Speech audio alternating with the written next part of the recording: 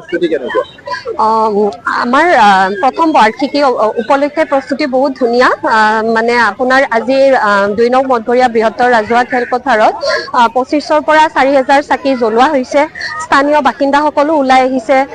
লগতে স্থানীয় যুৱক যুৱতী মানে সৰুৰ পৰা বয়োজ্যেষ্ঠ জনলৈকে আমাক সহায় সহযোগিতা আগবঢ়াইছে।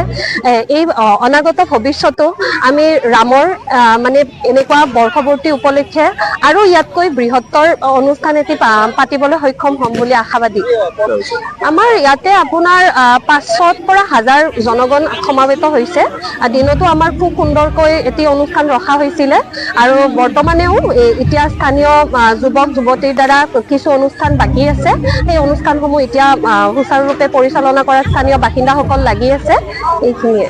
ইয়াৰ লগতে আৰু কি আয়োজন কৰিছে?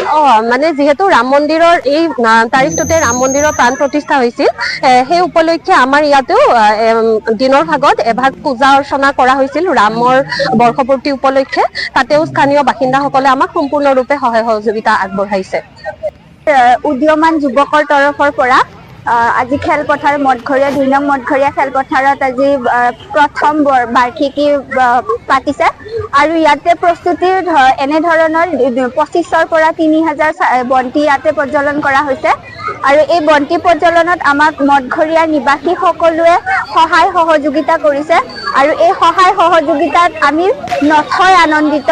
গতিকে অহা বছৰলৈকেও আমি